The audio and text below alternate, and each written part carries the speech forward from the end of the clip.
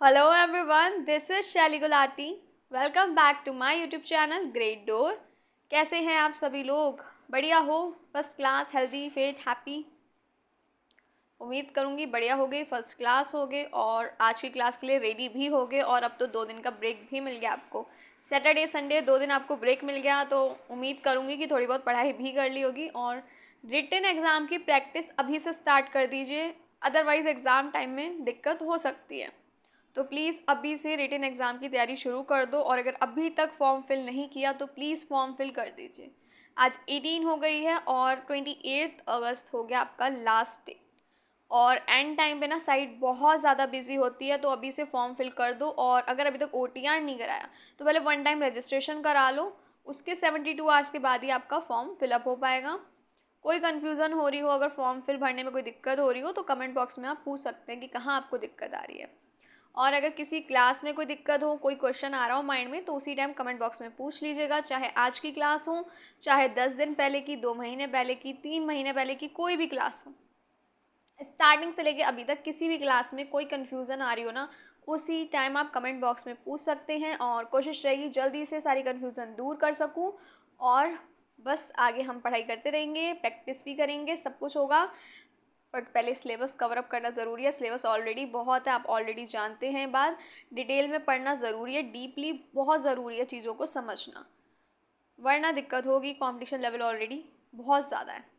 और previous classes नहीं देखी तो प्लीज़ अटेंड कर लेना। सैटरडे को हमने काफ़ी सारी बातचीत करी थी, देखते हैं क्या क्या करी थी। हमने बायोडाइवर्सिटी के बारे में पढ़ा था, साथ ही साथ हमने पढ़ी थी लेवल्स बायोडाइवर्सिटी की। आपका जेनेटिक डाइवर्सिटी हो गया, स्पेशीज़ डाइवर्सिटी, इकोलॉजिकल डाइवर्सिटी, ये सारी हैं डाइवर्सिटी की लेवल्स, जिसके बारे में हमने डिटेल में डिस्कशन किया था। फिर हमने ये पढ़ा था कितनी स्पेशीज़ एग्जिस्ट करती हैं पूरी दुनिया में एंड इन इंडिया। तो ये सारी चीज़ें हमने कवर करी थी, क्योंकि देखो ये GS से रिलेटेड भी हो गया आपका, और बायोलॉजी का तो है ही अल्टीग्रेट बायोलॉजी टॉपिक। फिर हमने पैटर्न्स की बात करी थी, बायोडाइवर्सिटी के पैटर्न्स क्या हैं। तो ये सारी चीज़ें हमने पढ़ी थी इन डिटेल। और हमने बात करी थी importance of species to ecosystem, यानी प्रजातियां जो हैं इकोसिस्टम में, इनकी इम्पॉर्टेंस क्या है, महत्व क्या है। तो ये सारी चीज़ें हमने ऑलरेडी कल की क्लास में डिस्कस करी थी। देन ब्रिवेज पॉपर हाइपोथेसिस पढ़ा था, जो प्रपोज किया था किसने, प्रपोज बाय पॉल एलब्रेच। तो ये सारी यहाँ तक की चर्चा हम ऑलरेडी कर चुके हैं प्रीवियस क्लासेस में। नहीं देखी है तो प्लीज़ अटेंड कर लेना। सैटरडे वाली क्लास में हमने देखा था और डिस्कस किया था विद अमेजिंग एग्जाम्पल्स, और क्लास मैंने ऑलरेडी प्लेलिस्ट में ऐड कर दी है। ग्रेड डोर पे आपको प्रॉपर प्लेलिस्ट मिल जाएगी, चाहे आप सीटेट के स्टूडेंट्स हों चाहे अल्टीग्रेड के हों। सीटेट के अगर आपके नोन में कोई तैयारी करो तो उसे बता दीजिएगा। हम फाइनली सैटरडे को मैंने इंग्लिश पेडागोजी का भी सिलेबस अब ख़त्म कर दिया है, कंप्लीट हो चुका है। आप लोग सोच रहे होंगे हमारा कब होगा, जल्दी होगा, क्योंकि देखो सीटेट सब्जेक्ट के हिसाब से वो तो कवर अप हो गया। अभी चाइल्ड डेवलपमेंट एंड पेडागोजी का हम कर चुके हैं, उसमें इंग्लिश पेडागोजी कर चुके हैं। प्राइमरी और जूनियर दोनों के लिए क्लासेस थी वो। कोई नॉन में कर रहे हो या आप भी कर रहे हो तो आप प्लीज़ क्लासेस अटेंड करिएगा, प्रैक्टिस भी करिए। हमने हर एक टॉपिक को डिस्कस करने के बाद प्रीवियस ईयर क्वेश्चन करे हैं। कन्फ्यूज़न हो कोई तो आप कमेंट बॉक्स में पूछ लीजिएगा। बाकी देखो एल्टीग्रेड बायोलॉजी, जूलॉजी हो, बॉटनी हो, सिलेबस बहुत ज़्यादा है, थोड़ा सा फ़र्क तो है ना लेवल का, तो इसलिए इसका थोड़ा डीपली ज़्यादा हमें पढ़ना पड़ेगा। उसमें भी हमने हर एक चीज़ पढ़ी है, कुछ मिस नहीं किया है। बाकी आपको अगर कोई कन्फ्यूज़न हो किसी टॉपिक में तो कमेंट बॉक्स में पूछ लीजिएगा। यहाँ तक की चर्चा हम सारी कर चुके थे सैटरडे को, और आज हम पढ़ने वाले हैं loss of biodiversity, major causes of biodiversity, और भी बहुत कुछ। चलो स्टार्ट करते हैं। सबसे पहले लॉस ऑफ बायोडाइवर्सिटी, इसका मतलब क्या हुआ, जैव विविधता की हानि, सिंपली आप ये कह सकते हो। पेन ले लेती हूँ और प्लीज़ आप लोग नोट्स साथ साथ बनाते चलिए। एग्ज़ाम टाइम बिल्कुल पास आ चुका है। स्पेसिफिक कोई मंथ अभी अनाउंस नहीं हुआ, बट कभी भी हो सकता है, तो तैयारी हमें पक्की करनी है अपनी, बढ़िया करके। उसके लिए आपको अगर चैनल सब्सक्राइब नहीं है तो कर लीजिए, ताकि अपडेट्स मिलती रहें आपको और क्लास के नोटिफिकेशन भी आप तक पहुंचते रहें। और नोट्स तो देखो बनाने पड़ेंगे ही साथ साथ, इतना टाइम नहीं होगा एंड टाइम पे कि आप नोट्स बनाएं, क्योंकि ऑलरेडी सिलेबस बहुत ज़्यादा है। तो हम कह सकते हैं लॉस ऑफ बायोडाइवर्सिटी को जैव विविधता की हानि, और मैं यहाँ पे लिख देती हूँ। हिंदी में थोड़ा बहुत हम लेके चलते ही हैं, क्योंकि हिंदी इंग्लिश दोनों लर्नर्स के लिए करना पड़ता है। चलिए, जैव विविधता की हानि।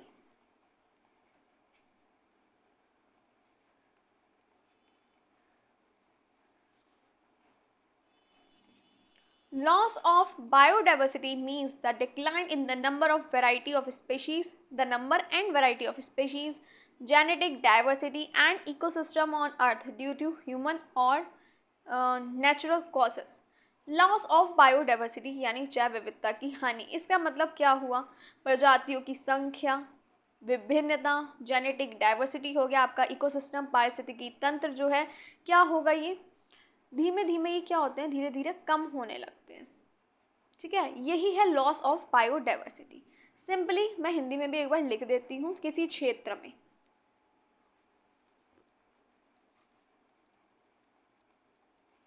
क्षेत्र में स्पेशीज यानी आपकी हो गई प्रजातियों उनकी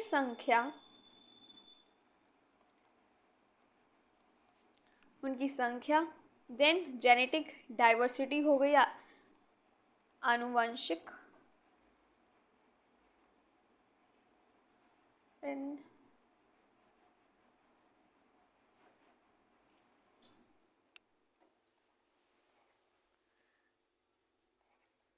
आनुवंशिक विविधता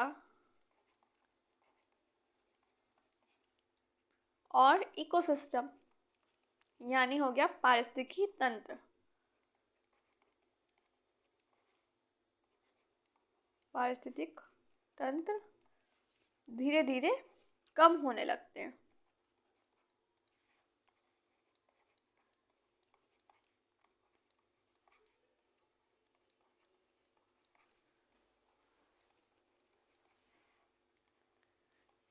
इसे हम कहेंगे लॉस ऑफ बायोडाइवर्सिटी, जैव विविधता की हानि कहते हैं इसको। क्लियर है यहाँ तक? किसी क्षेत्र में प्रजातियों, स्पेशीज, उनके नंबर्स, उनकी संख्या, आनुवंशिक विविधता हो गई, वैरायटी हो गई, और सॉरी ये हो गया आपका genetic diversity, then variety of species, ecosystem धीरे धीरे क्या होते हैं, कम होने लगते हैं, और इसी को हम बोलते हैं लॉस ऑफ बायोडाइवर्सिटी। आनुवंशिक विविधता हम बोलेंगे जेनेटिक डाइवर्सिटी को, यहाँ पे ऑलरेडी मेंशन भी है। नोट करना चाहें तो नोट कर लीजिए, जल्दी से नोट कर लीजिए। It is not just about extinction of species, it also include reduction in population size, loss of habitat, weakening of genetic diversity. इसमें देखो सिर्फ बात ये नहीं हो रही है स्पेशीज़ की, इसमें जो उनकी पॉपुलेशन साइज़ है वो भी कम होगा, हैबिटाट भी आ जाएंगे, लॉस ऑफ हैबिटाट भी आ जाएगा। हैबिटाट मतलब होता है आवास, and weakening of genetic diversity, कमज़ोर होना जेनेटिक डाइवर्सिटी। चलो जल्दी से नोट कर लो, फिर हम आगे देखते हैं। देखिए, it's not just about extension of species, इसका सिंपली मतलब हुआ कि इसका हम कह सकते हैं सिर्फ स्पेशीज़ के ख़त्म होने तक ये सीमित नहीं है, इसमें और भी काफ़ी चीज़ें जो हैं वो शामिल हैं। ठीक है ना, यह सिर्फ स्पेशीज़ के ख़त्म होने तक सीमित नहीं है। मैं नेक्स्ट पेज पे लिख देती हूँ ताकि आप कंफ्यूज ना हो जाओ। तो सिंपली यहाँ लिख देती हूँ, यह सिर्फ स्पेशीज़ के खत्म होने तक सीमित नहीं है,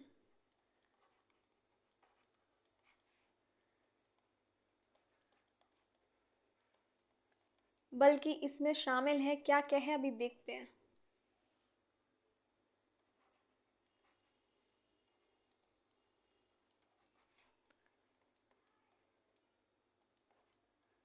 शामिल है क्या क्या शामिल है इसमें, चलो देखते हैं। It's not just about extension of species, चलो ठीक है समझ गए। It also includes reduction in population size, reduction यानी जनसंख्या घट जाना। ठीक है, जनसंख्या घट जाना सबसे पहले, जनसंख्या घट जाना। ठीक है जी, हम समझ गए, हम बहुत होशियार हैं। नेक्स्ट क्या है भाई, लॉस ऑफ हैबिटाट, आवास नष्ट होना। ठीक है, आवास का नष्ट होना,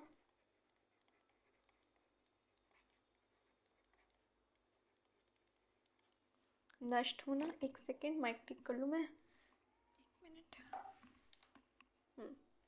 आवास का नष्ट होना, ठीक है। और क्या था, नेक्स्ट हमारा था वीकनिंग ऑफ जेनेटिक डाइवर्सिटी। इसका मतलब क्या हुआ, इसका मतलब हुआ आनुवंशिक विविधता का कम होना। कमज़ोर का मतलब हो गया, हम इसे जो वीकनिंग लिख रहे हैं मतलब कम होना, जेनेटिक डाइवर्सिटी कम होना। यहाँ लिख देती हूँ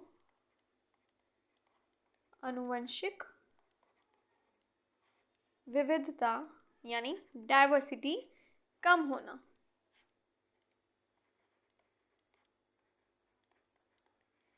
क्लियर है, कोई कंफ्यूजन है तो बताओ। अब यहाँ तक की कहानी समझ आ गई?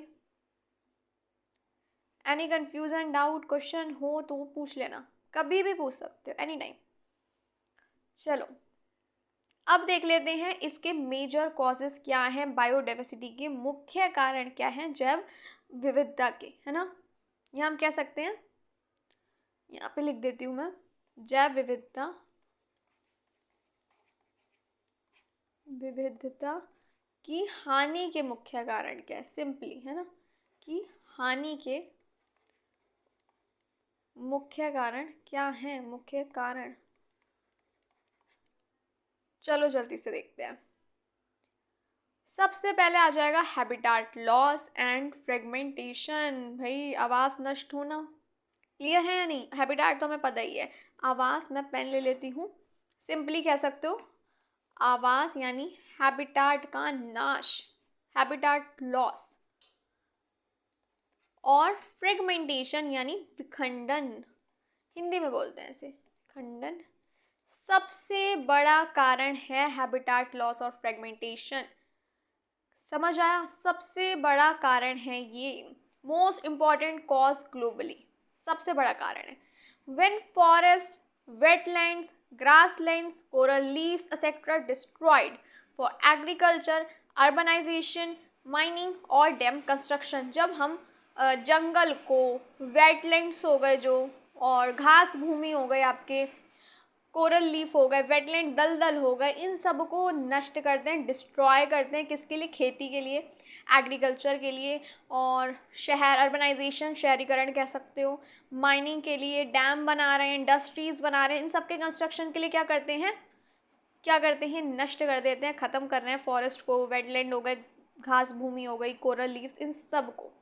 क्लियर है या नहीं, नष्ट कर दिया जाता है, इनको किया जाता है या नहीं। Fragmentation means breaking one large continuous habitat into smaller isolated patches, for example roads through forest. Simply इसका मतलब पता है क्या है, देखो फ्रेगमेंटेशन को आप क्या कहते हैं, विखंडन।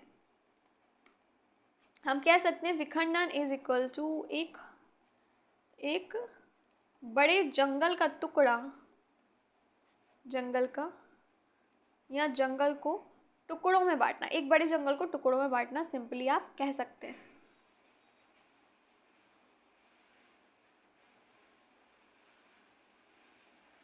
जैसे जैसे जैसे जैसे for example roads through forest, यहाँ पे मैंने मेंशन कर रखा है एग्जाम्पल, देख लो, रोड्स थ्रू फॉरेस्ट, सड़क या बांध से।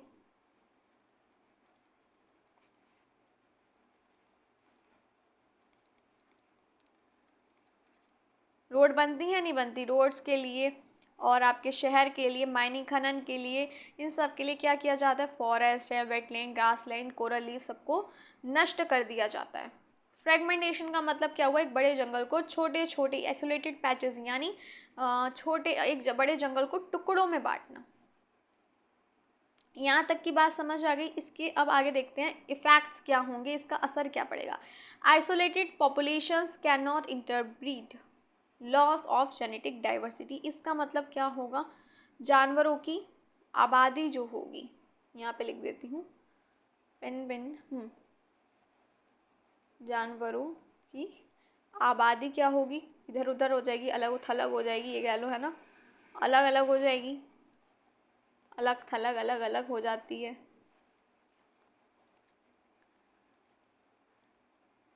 ना। Isolated population can't interbreed, interbreed नहीं होगा, क्या होगा, लॉस ऑफ जेनेटिक डाइवर्सिटी होगा।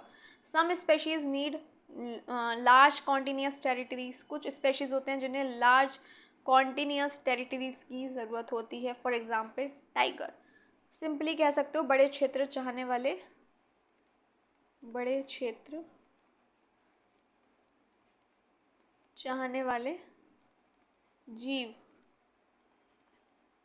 जीव जीव जीव जैसे हो गए, जीव जीव जीव, पेन कहाँ गया, जीव जैसे टाइगर यानी बाघ प्रभावित होते हैं, प्रभावित होते हैं। ये हो गया आपका किसका कारण, ये हो गया कारण आपका हैबिटाट लॉस का और फ्रेगमेंटेशन का, सॉरी कारण कह रही हूँ, इफ़ेक्ट जो होंगे इसके। सबसे बड़ा कारण है ये हैबिटाट लॉस और फ्रेगमेंटेशन। क्या किया जाता है, urbanisation, agriculture, mining, dam construction वगैरह के लिए forest, wetland, grassland, coral reef सबको नष्ट किया जाता है। फ्रेगमेंटेशन का मतलब क्या हो गया, एक बड़े जंगल को टुकड़ों में बांटना। देखो इसका असर क्या पड़ेगा, जानवर अलग अलग हो जाते हैं, फिर क्या होगा, लॉस ऑफ जेनेटिक डाइवर्सिटी होगा। कुछ स्पेशीज़ होते हैं, बड़े क्षेत्र चाहने वाले जो जीव होते हैं, जैसे हो गया आपका टाइगर, वो भी प्रभावित होते हैं। For example tropical rain forest in the Amazon being cleared for farming. चलो इसे इरेज कर देती हूँ। अमेजोन रेन फॉरेस्ट जो हो गया, वर्षावन जो हो गया, अमेजोन, अमेजन सॉरी, अमेजन कहूँगी, अमेजोन निकलता है बार बार मुँह से, अमेजोन कह सकते हैं ऐसे, अमेजन वर्षावन, वर्षावन। ये क्या हो रहा है, खेती के लिए इसे काटा जा रहा है, खेती के लिए काटे जा रहे हैं। तो ये एग्जाम्पल किसका हो गया, आपका हैबिटेट लॉस ऑफ फ्रेगमेंटेशन का। क्लियर है इतनी बात, कंफ्यूजन तो नहीं है कोई, आगे बढ़ा जाए। देखिए नेक्स्ट क्या है, नेक्स्ट आ जाता है आपका ओवर एक्सप्लॉइटेशन। ओवर एक्सप्लॉइटेशन यानी अत्यधिक दोहन, इसका मतलब होता है हिंदी में ओवर यानी अत्यधिक कह सकते हो सिंपली, अत्यधिक दोहन यानी over exploitation. Excessive hunting, fishing, logging and plant collection beyond the rate of natural replenishment। क्या मतलब हुआ इसका, जल्दी बताओ।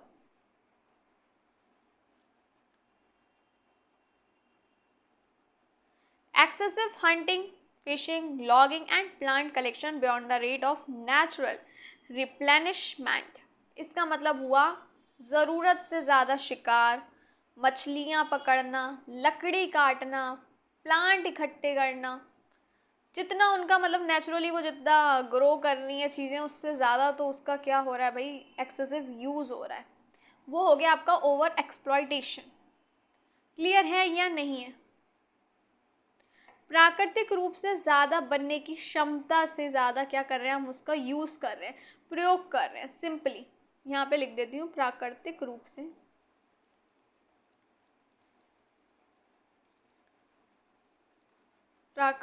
से दोबारा बनने की क्षमता से ज़्यादा प्रयोग करना।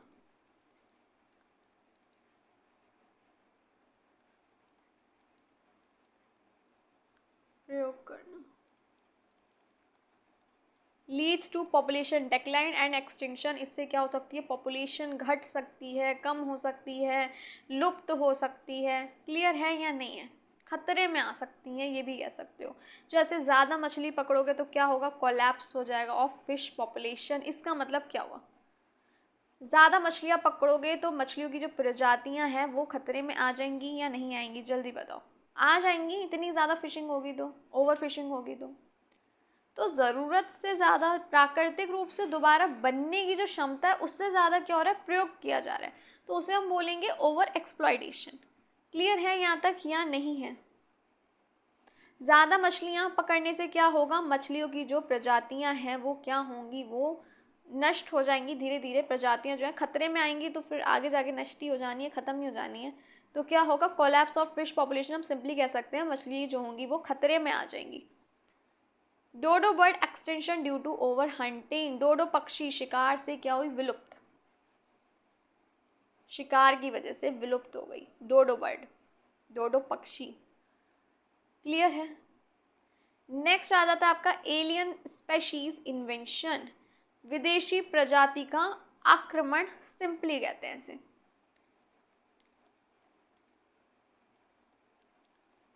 विदेशी प्रजातियों का आक्रमण, आक्रमण। Non native species introduce to a new habitat. ये ब्रैकेट बाय मिस्टेक लग गया, इग्नोर। जब बाहरी प्रजाति किसी नए क्षेत्र में पहुंच जाती है। These species may outcompete, prey upon and bring diseases to native species। चलो देखते हैं क्या है, इसको कर देते हैं एरेज। ये अक्सर क्या होता है ना, स्थानीय प्रजातियों से उनके मुताबिक तेजी से बढ़ती है और उन्हें कर देती है खत्म। समझ आया। Non native species introduce to a new habitat, यानी जब बाहरी प्रजाति यानी नॉन नेटिव किसी नए क्षेत्र में पहुंच जाती है।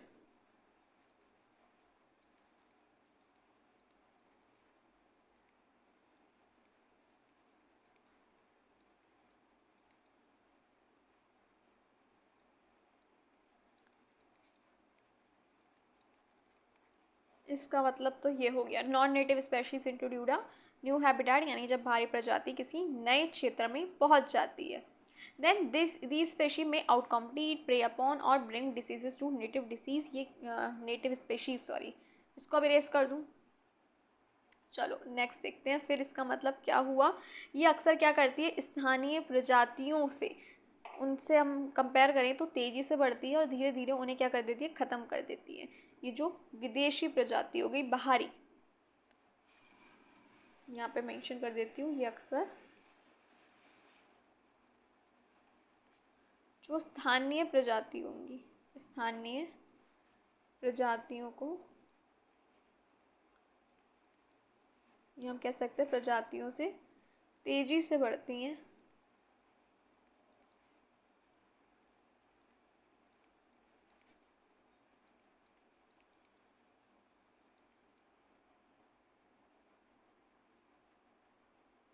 और एक सेकेंड, बढ़ती हैं और उन्हें ख़त्म कर देती है।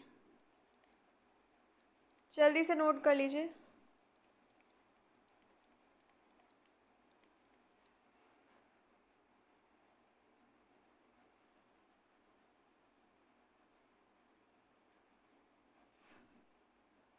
जल्दी से नोट कर लीजिए। इसका एग्जाम्पल हो गया एक आपका Nile perch in lake Victoria, extension of many native fish. जो नील पर्च कह सकते हो मछली ने क्या किया, लेक विक्टोरिया में काफ़ी सारी मछलियों को ख़त्म कर दिया। क्लियर है या नहीं है, जल्दी बताओ। अफ्रीका की झील है ये, आगे मेंशन कर देती हूँ। सिंपली हम कह सकते हैं नील पर्च मछली ने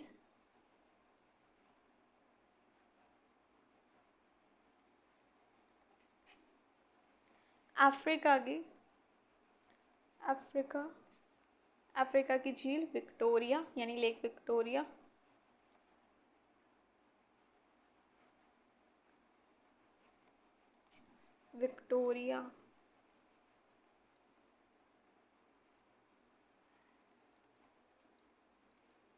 अफ्रीका की झील विक्टोरिया की कई मछलियां ख़त्म कर दी।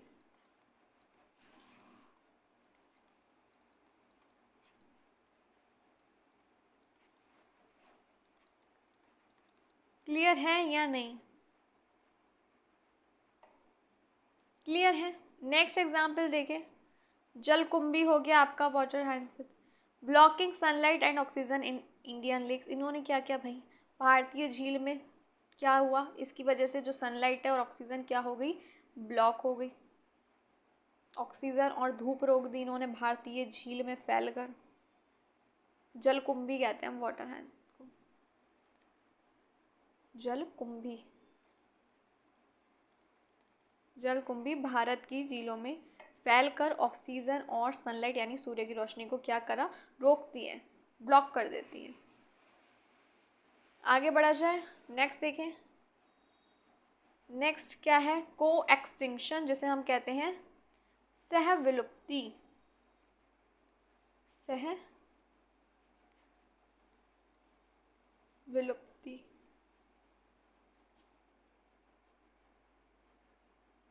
When one species go extinct, the dependent species also disappear. जब एक स्पेशीज खत्म हो जाती है, सिंपली हम कह सकते हैं, तो जो उस पर डिपेंडेंट दूसरी प्रजातियां होती हैं, स्पेशीज होती हैं, वो भी क्या होती हैं, धीरे धीरे खत्म हो जाती हैं, डिसअपियर हो जाती हैं। क्लियर है, समझ आई इतनी बात। जब एक प्रजाति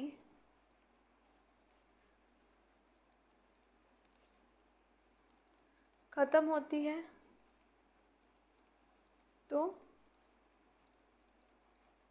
उससे जुड़ी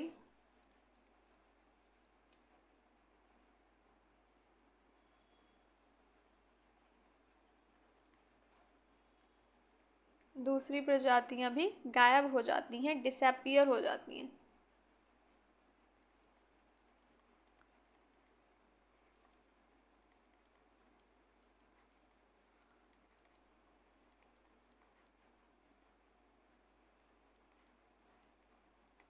नोट कर लीजिए जल्दी से, देन हम इसके एग्जाम्पल देखते हैं।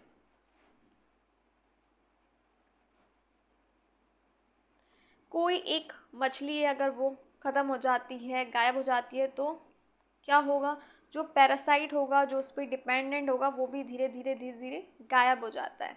If a host fish goes extent, the parasite living on it also goes extent. एक ख़त्म हो गई तो उस पर जो डिपेंडेंट है, पैरासाइट जो है, जो उस पर रहता है, वो भी धीरे धीरे गायब हो जाएगा। क्लियर है या नहीं है। कोई मछली अगर ख़त्म होती है तो उस पर रहने वाला जो परजीवी होगा, पैरासाइट होगा, वो भी क्या होगा, ख़त्म हो जाएगा। सिंपली आगे लिख देती हूँ, कोई मछली ख़त्म,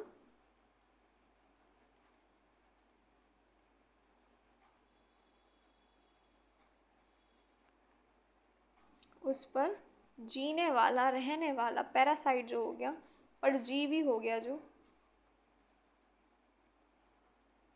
परजीवी भी गायब हो जाएगा। क्लियर है या नहीं है। नेक्स्ट एग्जाम्पल है आपका, if a flowering plant goes extinct, it's pollinator insect में ऑल्सो वेनिश। इसका मतलब क्या हुआ, अगर कोई फ्लावरिंग प्लांट है वो अगर ख़त्म हो जाता है तो जो पॉलिनेटर इंसेक्ट होगा, जो कह सकते हो जो कीट होगा, वो भी क्या होगा, धीरे ख़त्म हो जाएगा। सिंपली यहाँ पे मैं मेंशन कर देती हूँ, अगर कोई परागण करने वाला कीट हुआ, इसका मतलब पॉलिनेटर इंसेक्ट जो लिखा है, कोई पौधा ख़त्म तो उसका परागण करने वाला कीट, परागण करने वाला कीड़ा या कीट, कीड़ा लिख देती हूँ, कीड़ा भी खत्म। सिंपली अब बताओ, कोई कंफ्यूजन हो रही है, कोई डाउट, कोई माइंड में क्वेश्चन है तो बताओ। बढ़ा जाए आगे। आगे आगे क्या है देखते हैं। अदर कॉजेस क्या होंगे इसके, तो देखो, प्रदूषण, एयर हो, वाटर हो, सॉइल हो, तो ये भी इसका ही एक कॉज है, कारण है। जलवायु परिवर्तन हो गया, जैसे मेल्टिंग ग्लेशियर्स, कोरल ब्लीचिंग, ये भी कारण है। डिफॉरेस्टेशन, मोनोकल्चर फार्मिंग, ये भी इसके क्या है, अदर कॉजेज़ में आ जाते हैं। क्लियर है, अन्य कारण है ये। वनों की कटाई हो गया, एक ही फसल उगाना, मोनोकल्चर। जलवायु परिवर्तन, बर्फ़ पिघलना हो गया, कोरल ब्लीचिंग, ये सब कारण है इसी। आगे बढ़ा जाए, चलो अब आ जाते हैं क्या, टाइप्स ऑफ एक्सटिंक्शन। चलो जल्दी से देखा जाए इसको, ज़रूरी भी है ना। चलो देखते हैं टाइप्स ऑफ एक्सटिंक्शन। सबसे पहले आ जाता है natural extinction happens without human influence.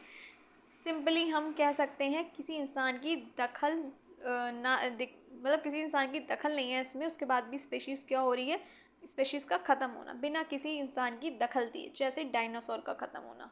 तो किसी ह्यूमन इन्फ्लुएंस की वजह से तो ये सब नहीं हुआ है, नेचुरल वे में हुआ है। तो ये कब होता है, बिना किसी ह्यूमन इन्फ्लुएंस के, बिना किसी के दखल के, मानव दखल के स्पेशीज़ ख़त्म होना। देन आ जाता है आपका मानव एंथ्रोपोजेनिक एक्सटिंक्शन, इसको हम बोलते हैं, पेन कहाँ गया, मानव जनित विलुप्ति। ये हो रहा है ह्यूमन एक्टिविटीज़ की वजह से, जैसे ओवर हंटिंग हो गया, डिफेरेस्टेशन हो गया, पेड़ काटना या शिकार करना। देन आ जाता है मास एक्सटिंक्शन, इसको हम क्या बोलेंगे, सामूहिक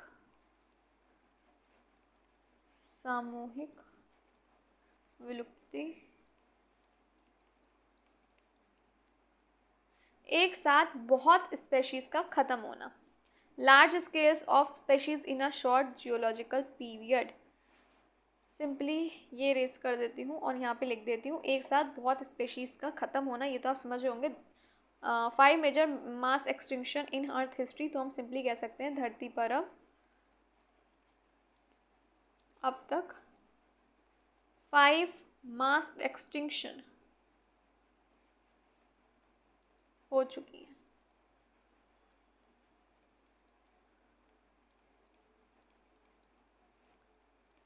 क्लियर है, बताओ जल्दी से बताओ, कोई कंफ्यूजन है तो भी बता दो।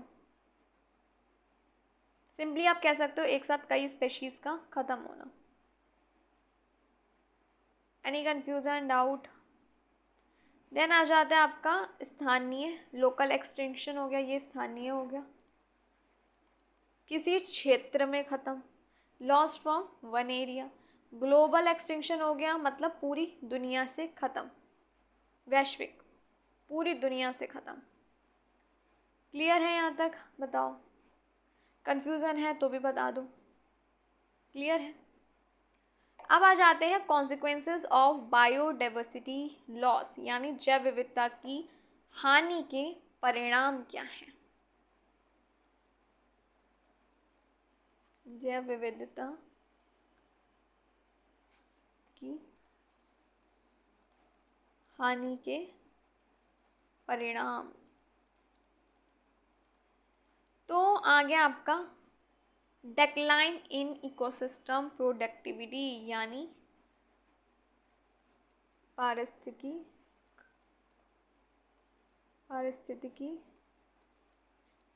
या पारिस्थितिक तंत्र की स्टेबिलिटी जो होती है वो घटती है, स्थिरता, स्टेबिलिटी कह रही हूँ, स्थिरता।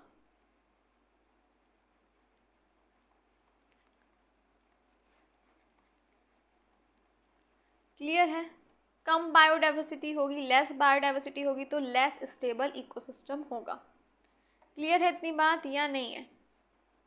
चलो एक बार और देख लेते हैं इसको। देखो जब क्या होगा, जैव विविधता कम हो जाती है ना, यानी बायोडाइवर्सिटी क्या होगी, कम होगी, लेस डाइवर्सिटी होगी, तो क्या होगा, जो इकोसिस्टम होगा आपका, यानी पूरा पर्यावरणीय तंत्र कह सकते हो, इकोसिस्टम क्या होगा, कमज़ोर, और क्या होगा, स्थिर हो जाता है, स्टेबल हो जाता है। क्लियर है। स्थिर नहीं, अस्थिर होगा, सॉरी, लेस स्टेबल होगा। इकोसिस्टम कमज़ोर और अस्थिर हो जाता है, स्थिर स्टेबल होता है, हो जाता है सिंपली। कम बायोडाइवर्सिटी होगी, लेस बायोडाइवर्सिटी होगी तो इकोसिस्टम कमज़ोर भी हो जाएगा, और क्या होगा, लेस स्टेबल हो जाता है। अस्थिर लिखा है, स्थिर मतलब हो गया आपका स्टेबल। मतलब क्या होगा, मतलब होगा उसमें आपके जो प्लांट्स हो गए है ना, प्लांट्स, एनिमल्स हो गए, सभी की उत्पादकता जो होती है वो घट जाती है ना। सिंपली कह देती हूँ, सबकी उत्पादकता घट जाती है। क्लियर है या नहीं है? देखो यहाँ लिखा भी है, लेस बायोडाइवर्सिटी होगी तो लेस स्टेबल इकोसिस्टम होगा। क्लियर है या नहीं है? फॉर एग्जाम्पल अगर खेतों में फसल के साथ और भी ज़्यादा पौधे हों तो क्या होगा, खेत बढ़िया चलेगा। और अगर ऐसा नहीं हो कि सिर्फ एक ही लगा हुआ है तो अगर एक खराब तो सब खत्म। तो ये हो गया आपका इसका एग्जाम्पल। क्लियर है या नहीं बताओ। देन आ जाता है नेक्स्ट आपका लॉस ऑफ इकोसिस्टम सर्विसेज। ये क्या है भाई, जल्दी से देखते हैं। ये कर देती हूँ मैं इरेज, यहाँ पे मेंशन कर देती हूँ पेन। इसको सिंपली हम कह सकते हैं पारिस्थितिक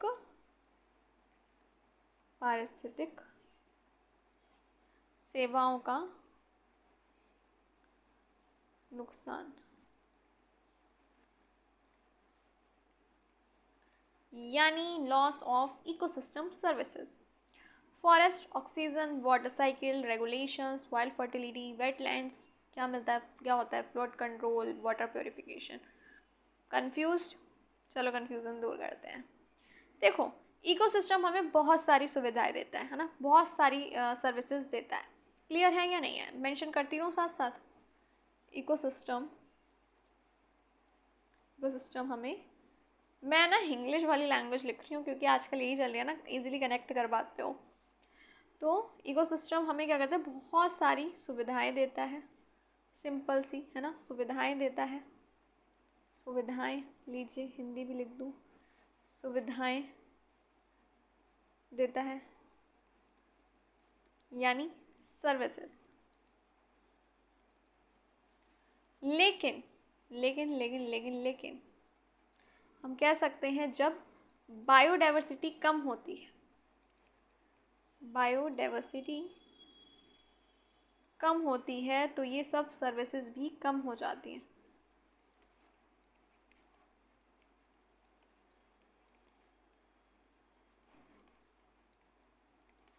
सर्विसेज भी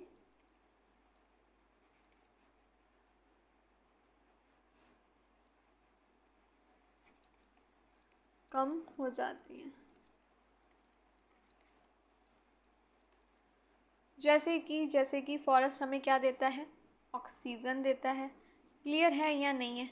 पानी की जो साइकिल है, वाटर साइकिल है, उसे रेगुलेट करता है। और क्या हो गई आपकी, सॉइल फर्टिलिटी हो गई, मिट्टी की उर्वरकता बनाए रखता है जो फॉरेस्ट होता है। क्लियर है या नहीं है बताओ।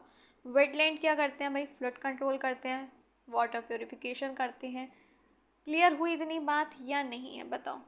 तो ये सर्विसेज भी कम हो जाती हैं अगर बायोडाइवर्सिटी कम हो तो। क्लियर है? आगे बढ़े, नेक्स्ट क्या है देखें। चलो पेन तो बाद में लेंगे, पहले देखें कहाँ थे हम। ये हो गया, नेक्स्ट क्या है, आ जाता है अब आर्थिक नुकसान, economic loss, medicine plant, timber, fisheries reduce. ये सब चीज़ें क्या होंगी, कम हो जाएंगी। जैव विविधता की हानि के परिणाम हैं ये सारे। फिर से बोल रही हूँ, ये सारे कॉन्सिक्वेंसेज हैं, हम कह सकते हैं जैव विविधता की हानि के परिणाम हैं। इकोनॉमिक लॉस हो जाएगा, आर्थिक नुकसान, simply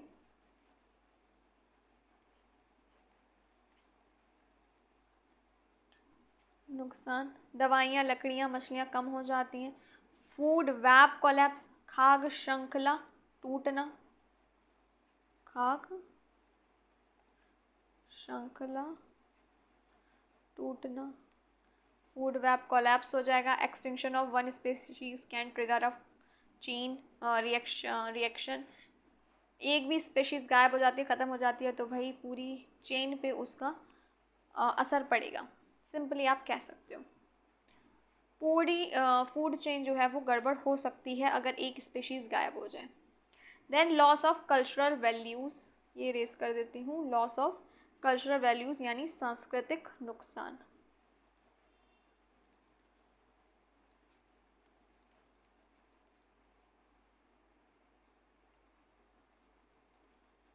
many species have religious and cultural importance in India. देखो कई सारी स्पेशीज़ प्रजातियाँ ऐसी हैं जो काफ़ी इम्पॉर्टेंट हैं, महत्व रखती हैं, रिलीजियस कल्चर कह सकते हो, महत्व है उनका इंडिया में, महत्वपूर्ण है। कई सारी ऐसी प्रजातियाँ हैं।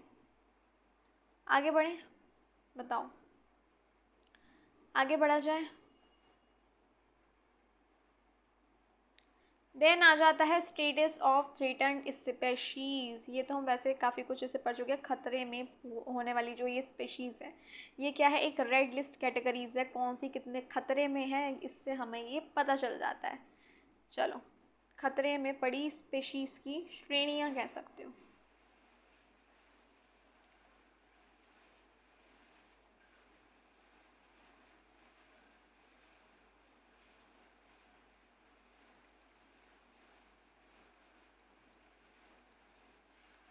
IUCN रेड लिस्ट कैटेगरीज है, कौन कितने खतरे में। तो सबसे पहले आ जाएगी आपकी EX यानी extinct, no individual alive. Simply इसे कर यू कट, यानी पूरी तरह से ये ख़त्म हो चुकी है, पूरी तरह से ख़त्म। देन आ जाएगी EW extinct in the wild, survive only in captivity, केवल चिड़ियाघर या कैद में मौजूद है ये। देन आ जाती हैं आपकी CR critically endangered, extremely very risk, high risk of extinction, यानी अधिक खतरे में है, अत्यधिक खतरे में है ये, अत्यधिक खतरे में। कौन सी आपकी CR critically endangered. Then very high risk endangered, बहुत खतरे में, सिंपली बहुत खतरे में है। Then vulnerable VU, high risk, खतरे में है, उच्च खतरे में। NT near threatened, likely to become threatened soon, यानी कह सकते हो जल्दी खतरे में आ सकती है। Then LC least concern, stable population है, स्थिर जनसंख्या है, यानी अभी कोई खतरा नहीं है। तो सोचो, ये आपका टॉप टू बॉटम, नहीं बॉटम टू टॉप, जितना ऊपर जाते रहोगे खतरा बढ़ता रहेगा, एंड एंड में आते आते बिल्कुल ही ख़त्म है, नो इंडिविजुअल अलाइव, कुछ जिंदा नहीं है, यानी पूरी तरीके से ख़त्म हो चुकी होंगी। आगे बढ़ें। एग्जाम्पल इन इंडिया, जैसे कि हो गई आपकी क्रिटिकली इंडेंजर्ड, इसमें आ जाएगा आपका great Indian bustard. Then endangered में आ जाएगा आपका एशियाई लॉइन, है ना, शेर। वल्नरेबल में आ जाएगा आपका स्नो लिपर्ड। क्लियर, ये ऑलरेडी हम प्रीवियस क्लासेस में पढ़ चुके हैं। Then why should we conserve biodiversity, जैव विविधता संरक्षण करना क्यों ज़रूरी है। तो सबसे पहले हो गया इकोलॉजिकल रीज़न, पारिस्थितिकी कारण। बायोडाइवर्सिटी जो है वो मेंटेन करता है क्या, इकोसिस्टम बैलेंस को, न्यूट्रिएंट साइकिल को भी, और क्लाइमेट रेगुलेशन को भी, इसलिए बायोडाइवर्सिटी कंजर्व करना ज़रूरी है। देन आ गया आपका इकोनॉमिक रीजंस, मेडिसिन हो गई, जैसे कि penicillin from fungi, food crops, timber, tourism हो गया आपका, यानी आपका हो गया आर्थिक कारण भी हो गया, आर्थिक कारण, दवाइयाँ, भोजन, लकड़ी, मेडिसिन के लिए। नेक्स्ट आ जाता है एथिकल रीज़न, भाई सारी स्पेशीज़ को जीने का अधिकार है। Our duty to pass a healthy planet to future generation, आने वाली पीढ़ियों को हमें बचाना चाहिए, सही बात है नहीं, आने वाली पीढ़ियों को के लिए हमें इन्हें बचाना चाहिए। देन आ जाता है आपका सांस्कृतिक और सौंदर्य कारण, एस्थेटिक एंड कल्चरल रीज़न, सांस्कृतिक व सौंदर्य कारण। Natural beauty, inspiration, spiritual value, इसका मतलब क्या हुआ, इसको इरेज कर देती हूँ, मुझे ज़्यादा नीचे लिख दिया। सिंपली हम कह सकते हैं प्राकृतिक सौंदर्य,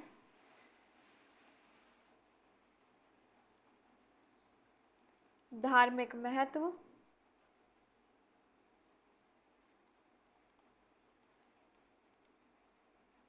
प्रेरणा का स्रोत।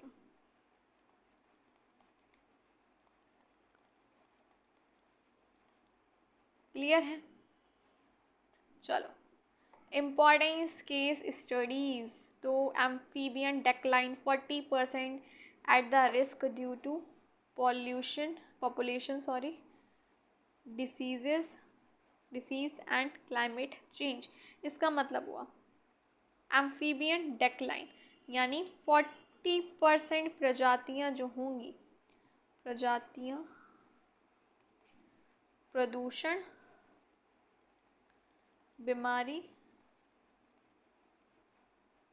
बीमारी, और क्या हो गया आपका क्लाइमेट चेंज यानी जलवायु,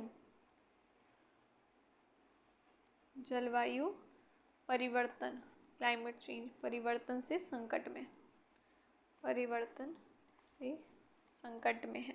एम्फीबियंस डेक्लाइन की बात हो रही है, संकट में। उभयचर एम्फीबियंस जो होंगे, एम्फीबियंस डेक्लाइन का मतलब हो गया कि एम्फीबियंस 40% रिस्क में है, किस वजह से, पॉपुलेशन, डिसीज़ और क्लाइमेट चेंज से संकट में है। क्लियर है। देन आ जाता है coral reef bleaching, loss of marine diversity due to warming seas. गर्म पानी जो डाल दिया जाता है एकदम, मैंने पहले एक बार पढ़ाया भी था आपको वाटर पॉल्यूशन में, तो इससे क्या होगा, जो बायोडाइवर्सिटी, मैराइन बायोडाइवर्सिटी होगी वो क्या होगी, लॉस होगी, नुकसान पहुंचेगा समुद्र गर्म होने से, ब्लीचिंग और जीवों को नुकसान। सिंपल यहाँ पे लिख देती हूँ। कोरल लीफ ब्लीचिंग, प्रवाल, प्रवाल भित्तियाँ, कोरल रीफ ब्लीचिंग समुद्र में या समुद्र का गया पेन, समुद्र गर्म होने से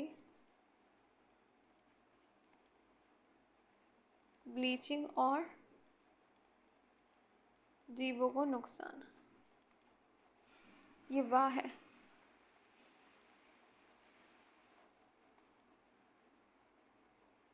क्लियर है। Then vulture in India decline due to diclofenac and cattle carcasses. इसका मतलब क्या हुआ, चलो जल्दी से देखते हैं, इसको इरेज करती हूँ।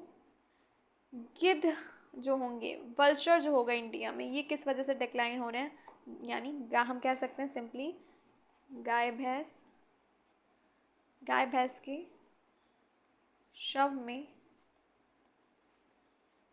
डिक्लोफेनेक दवा से गिद्ध मर गए।